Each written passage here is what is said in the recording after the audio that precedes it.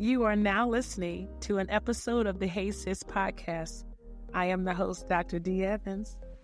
Let's get into it. Hey everyone, it's Dr. D, and you are listening to the Hey Sis podcast.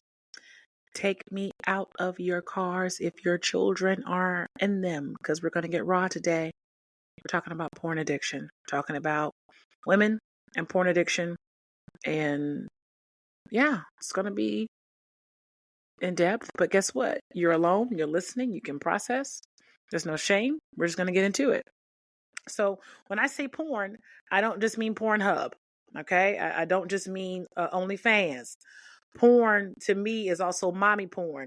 I call it mommy porn when you watching sex scenes with Scandal. Mommy porn is watching How to Get Away with Murder. All of those are porn scenes. So pretty much everybody has seen porn at some point in their life. And so again, I'm just not limiting it to watching HBO After Dark. I don't even know if they still have that, but it's not just limited to that. We're talking about porn being explicit sexual content through movies. Okay. I remember I got so convicted by the Holy Spirit watching Scandal. So convicted, and I really wanted to finish it because I really liked the storyline, which I shouldn't have liked it because it's just full of adultery and fornication, but I liked it, okay? And I think I got through season 1 and I really couldn't watch the rest of it. And I'm like, honey, I want to be a gladiator. But that sexual content became so strong, and I tried to fast forward through it to make myself feel better, but then I would lose. I felt like I was losing stuff and not understanding what was happening. That's porn. If you watch How to Get Away with Murder, porn. Okay? So I think what's the phrase is soft porn. I'm including that. Okay.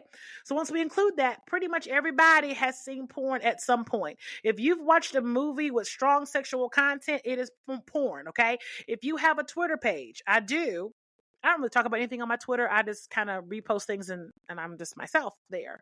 But if I take a scroll, because I follow the ratchets on Twitter, let me tell you something. You scroll too far after dark on Twitter, you gonna see a whole lot more than tweets. Okay? All right. So porn is everywhere. Like I didn't even realize how prevalent it was until I started looking at Twitter after dark. Because a lot of how do I put that? A lot of individuals who might not be further in their walk with the Lord, they post what they want without discretion. And so they'll be talking about, I love the Lord. And the next tweet is, this is how I want to be ate out. Right. And it comes with visuals. I'd be like, wait, what? Huh? This is a porn video. To the extent that people are making their own home porn productions, okay? Like Pornhub is an agency. It's an influencer. You can put up your own videos and get paid. I mean, people film their intimate times with their spouses, put it on Pornhub, wear masks, and get paid. What? Same thing on OnlyFans. So participating in any of this, we're going to put under the guise of a little bit of porn addiction, okay? Now, statistically speaking, 76% of females between the ages of 18 and 30 watch pornographic material. Now, I think that decreases because old people can't really work their phones. Okay.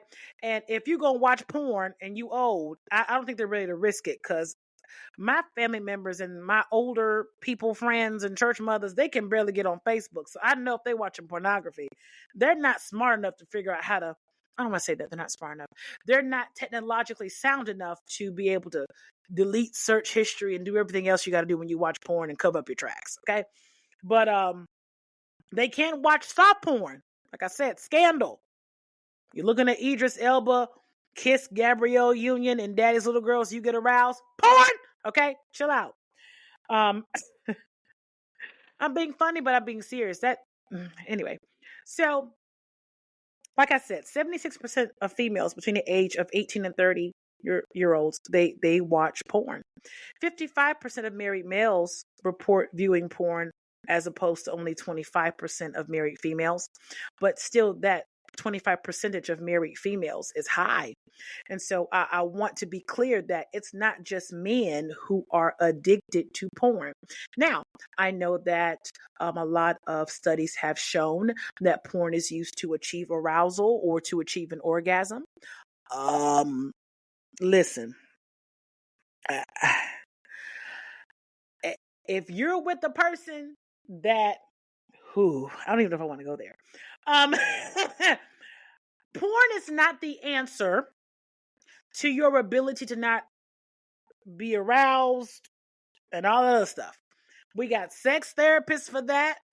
Sometimes it's an internal thing, and oftentimes it may be, your significant other, hopefully your husband, praise the Lord, that I'm just going to leave that there. Okay. I'm just saying that porn isn't the answer to your issues with achieving arousal or being pleased. Keep in mind, if you deal with attention seeking, if you really have a lot of insecurities, if you're dealing with rejection, it's not going to be enough orgasms in the world to make you feel whole. Right?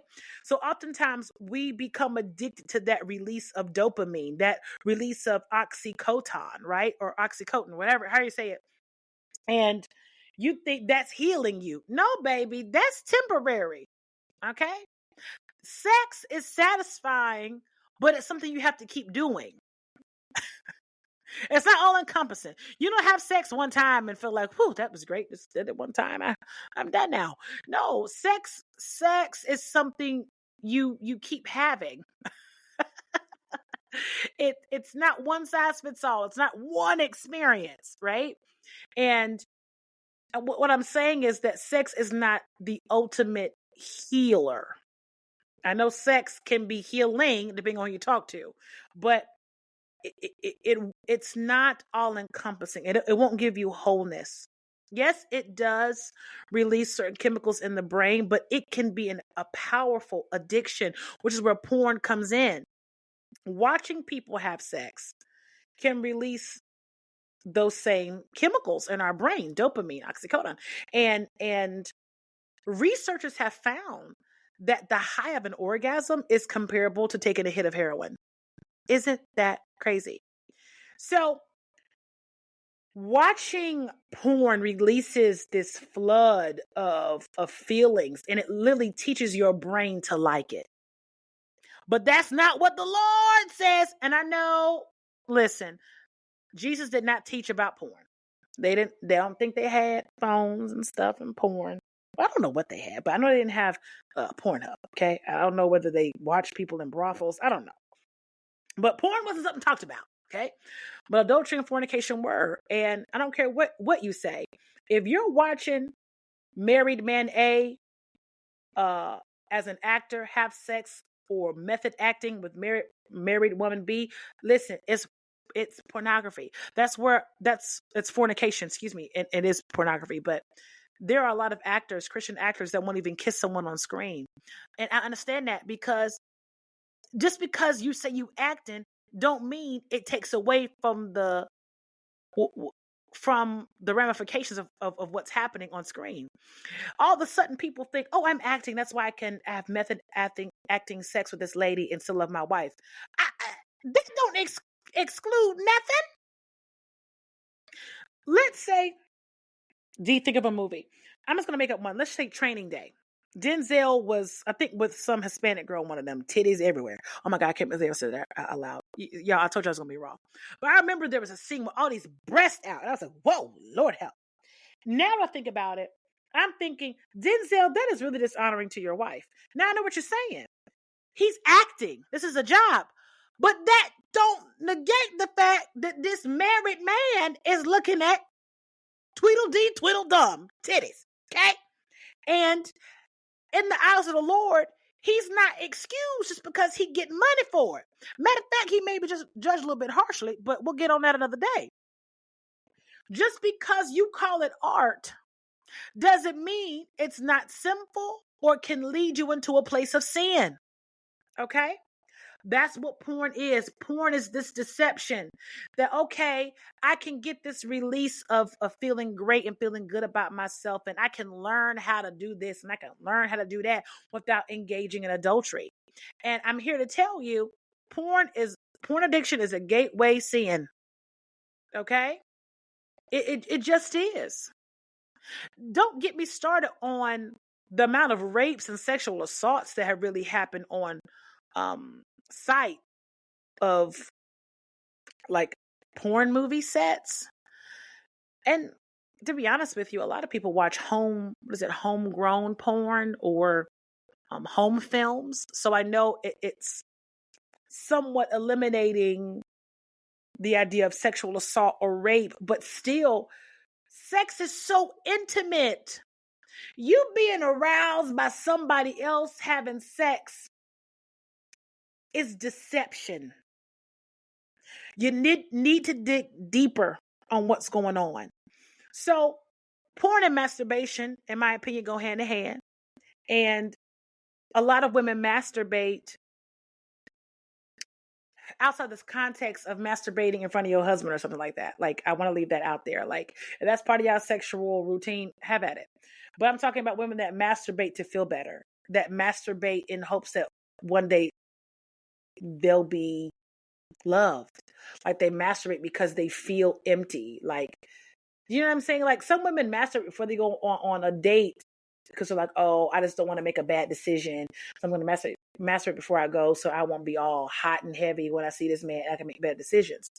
Well, I'm sure that might work for you a few times, but at some point you need to realize that masturbation is not going to fix it, baby. You need the fruit of self-control. You see what I'm getting at? For some people, they think masturbating keeps them out of trouble. But I'm identifying with you that masturbation and porn go hand in hand as gateway sins. For example, if you are married to your man, let's call your man John, okay? And let's say John put on about 50 pounds. No, let's make it live a little bit more. Let's say John could be on 600-pound life, and when you met him, he could bend it like Beckham, okay? And you're no longer sexually attracted to him. The answer to your problems is not going to be porn. I know you think, oh, this is harmless. I'm going to watch this guy I'm really attracted to bend over another woman. I'm going to imagine that it's me. I'm going to get off. It's going to be amazing. My husband won't find out, and I can still maintain my marriage. That may, quote unquote, work for a little bit. But at some point, the enemy is going to want you to do more than just watch person A and person B on Pornhub. You're going to want to engage. It goes beyond, oh, I'm just going to imagine it's me, this person's bending over and doing all this stuff too and doing all these theatrics. I'm going to imagine it. Honey, the enemy wants to take that imagination and make it a motion picture, okay? The enemy wants to stair step you into the deepest, darkest sins. Why? He comes to steal, kill, and to destroy. The enemy don't come to minister to you. He comes to destroy you. Okay? Now, I know that there are studies, even on the American Addictions website, it says that pornography has been shown to empower some sexual behaviors, which may lead to like a greater likelihood of a couple experimenting and being sexually satisfied. Let me say this. I'm not the sexual satisfaction police. All right? You got to talk to your spouse about what that looks like. What I am trying to drive home is porn addiction is something that you can be delivered from. Number one. Number two, porn addiction is something that we need to be delivered from because it does not serve us well. Why? Excessive use of pornography. And when I say we need to be delivered, I mean even watching, like I said, those movies with strong sexual content. Porn, be delivered. That's why I keep it at Food Network. I keep it at HGTV because I don't need anything else trying to lead me into any more sin. I'm just going to be honest with you, okay? The way that my DMs are filled with men looking to sin that don't have no money, Here's how I think. If I'm a sin well. Porn don't do it for me. If you're gonna sin well. Porn is like cheap. Anyway, that's just my opinion. But it's a gateway sin. It makes you feel like you're not doing the real thing, but baby, the spiritual ramifications are the same. Nevertheless, porn does not serve us well because the excessive use of pornography, well, let me change that. Any use of pornography can affect your relationship with yourself and how you see others. Jesus. Woo. It can affect the way that you view your body, the way that you view other women's bodies. If you watching porn, you seeing a woman get naked too now. And lust can turn into same-sex attraction real quick. You think you logging into you think you're logging into Pornhub to get some tactics and techniques for your spouse, and you leave Pornhub wanting to do a threesome. I'm telling you, that lust thing, that rabbit hole goes deep. Okay? Now, frequently viewing a lot of porn, viewing pornography at all, also changes your beliefs towards sex. It's not just an act. It's spiritual, honey. It's intimate. That's why you get mad when your husband cheat on you. That's why you get mad when your boyfriend cheat on you. It's spiritual, especially for women. We connect during spaces of intimacy. Okay, pornography really sets unrealistic expectations around sexual behaviors and performance. Unrealistic expectations. Okay, I've sat in rooms, women talk about, that's so crass to say, but I'm gonna handle a BBC. If you don't know what that means, yeah, women being crass, because I let people be free when they talk to me. Talk about, oh my God, I want to handle the BBC. He working with something, did you see this? Did you see that? Blah, blah, blah. And some of that comes from things they've seen on Pornhub. Watching other girls taking the D that's 29 inches long. Look, on that movie, y'all be forgetting Adobe Express. What is it called? When you Adobe Express. Technology can really alter some things, was what I'm saying. But you out here thinking Pornhub is realistic. If this man got 29 inches of an organ that the Lord gave him, I don't think that lady is in really a lot of pleasure. I'm just saying. Now, I know on screen, you think she is, but that's called acting. To be level acting. But when you keep watching porn, it's deception. You think you're missing out on something because you're like, my husband is, oh Lord, my husband is not 29 inches long. But this man is, and look how much fun she's having. I wish I had that. Not realizing, woman of God, if this man has 29 inches of a reproductive organ, your insides gonna be toe down. I'm talking about split. You split the sea so I could walk right through. Hello? Split. Porn has this deceptive quality that sets unrealistic expectations around sex and performance.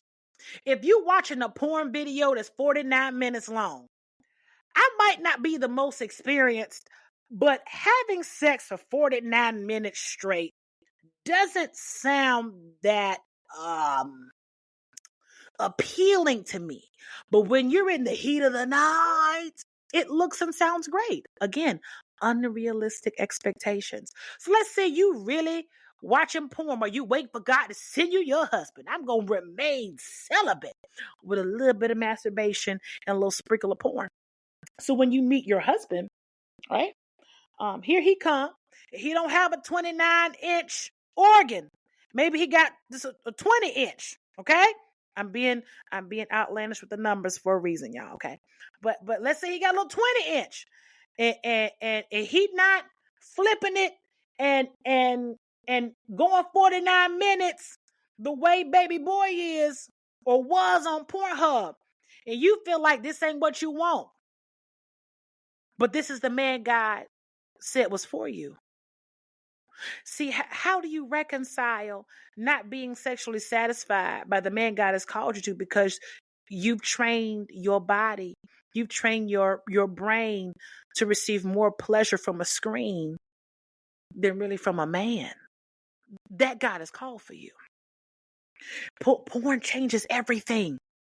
Okay, when you with your man, listen, God will anoint him to do more than provide food for you. It's gonna be some other things He's gonna provide. Glory to God. Okay, and when you have an excessive use of porn, you rob your covenant of receiving that. Do you hear what I'm saying? Porn robs you from being able to experience that intimacy with your spouse because you over here comparing him to some people you see on the screen that are doing Tubi level acting. I think it was Gwyneth Paltrow who said she didn't want to have another orgasm on set when she was acting in a certain movie. I said, Jesus Christ. And this is why I don't like watching movies that have sex scenes, because it's a reminder to me that I am watching y'all be adulterous and fornicate, and I don't like it. Also, porn, like I already said, it reduces intimacy with your partner. Also, I think that it sets you up for low self-esteem. Everybody is not that flexible. You looking at these strippers bend their legs back and be Gabby Douglas and stuff, and you at home barely can lift your leg up. Lord have mercy. And and it's affecting the way that you see yourself. You don't find yourself attractive because you're comparing yourself to a girl who had multiple BBLs and liposuctions and tummy tucks to look cute for Pornhub, because that's how she make her money. She makes her money deceiving you into wanting what she has because that baby not happy. And I know there's home videos. I know that people are married doing like home porn videos in a weird way to try to enhance people's sex lives. Listen, even that is just weird. But I know people watch it, and I know they do. I'm just telling you, that's not gonna be a good substitute for creating intimacy in your own relationship, in your marriage, and it's really gonna tear you two apart. It will. It just will, and it also can lower your self-esteem. Okay. Um. Yeah. Porn addiction doesn't have any benefits for believers. Okay? And the spiritual weight of it, women that have porn addictions, they feel down when they can't watch it. Let Wi-Fi go down. Let T-Mobile's towers go down. And some of these women can't watch porn. That's how you know. That's how you know you need to be set free. Here's the flip side of that. When some women are down, they need porn. Instead of turning to Jesus, they're watching BBWs. Instead of, when I'm down, going to the husband who has the organ that can satisfy my flesh. Oh, okay? Because let's just be real. You're in a covenant, baby. This, help. Instead of turning to him, who's alive and well in person, not on the screen. Instead of turning to him, you're upset and depressed because you can't watch it on a screen. And I'm gonna be completely raw with y'all. I know, ladies, it's just us talking. It's just us.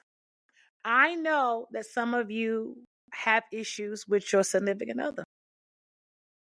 Maybe y'all are going through a rough patch. Maybe your husband is abusive. Maybe you don't want him to touch you because he's a narcissist. Maybe just not attracted to them anymore. You know, maybe you're figuring some stuff out. Maybe just had a baby. I mean, it's a lot of factors. You know, and you're going through some things, and you're like, look, I don't want to sleep with my husband, but I still want to be satisfied sexually. Listen, I hear you. I hear you.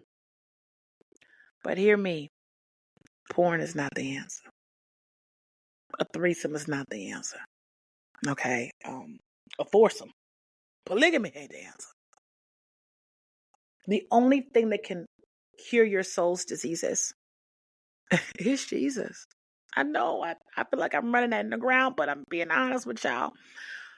Porn is not, it's only going to give you a temporary fix. When you get through watching porn for them 5 minutes or 49 minutes, however long it is, that hole's still going to be there. All you did was teach your brain that this is how I'm satisfied. Not prayer, not worship, but this is how I want my body to feel satisfied. Okay? Now, a lot of porn addicts have just went on and on about how porn is a stress reliever. And I want to not only point you to the throne room of the Lord, first and foremost, Jesus, Jesus, all the way. But there are therapists that can work with you on stress management and emotional regulation to learn other ways to effectively cope with the triggers in your life. Okay? There are people that can give you another way. Porn might be the only way that you've learned so far, but hear me, there are other ways. And you can go to a professional to learn how to develop and find hope in these other ways. Okay? I am not here to beat you down. They have a lot of porn addiction recovery services. Google them. I highly recommend it. Sexaholics Anonymous. I think there's one, Sexual Compulsive Anonymous. Listen, if you feel like you have a sex addiction, let me tell you right now, Jesus can help you break the power of that. But you got to put in the work. You've got to be willing to explore the fact that there is an alternative. Okay? So I know this is a rather long podcast, but it's just us girls talking, right? Christian women really suffer with pornography because of the guilt and the shame that comes with it. A lot of evangelicalism has repressed women so much that they feel like sexual liberation is like the same as Jesus' liberation. I'm telling you. And let me be clear with you. Your faith in God, in my opinion, through my eyes, is not discounted because you have a struggle with porn. Every woman wants to feel seen. Every woman wants to feel loved. And the enemy is a deceiver. He'll make you think in that moment when you're masturbating, when you're watching porn, that this is how you're seen. This is how you're loved. This feeling. This is what I want. This is what I wish I had in my marriage. What I wish I will have in my marriage. But that's deceptive, honey. It's deceptive. And 9 times out of 10, the people you're watching on that video that's having sex, that we identify as porn, they not in ecstasy, honey. They're getting paid per view. Again, Tubi level acting. Most women, Christian women, everybody, you start watching porn out of curiosity. You start watching it for sexual stimulation. And like I said, it grows. It becomes a place where you go to escape. Instead of going into the presence of God, entering to the presence of God, you enter into xvideos.com. You go to Twitter and search hashtag Titty Tuesdays, something like that, right? And it's a place that you start going to escape stress and depression and anxiety. And guess what? Porn has an instant effect. When you watch porn and you begin to masturbate, them feelings, all the feelings that I thought were gone. Okay, I don't know why that song came up to me, but that's what I felt. Porn comes over you, right? It's like this instant fix, but not really a fix, because once the dopamine is through working on you, honey, you're back to the reality of feeling depressed and stressed and not seen. And then you have to watch porn again, right?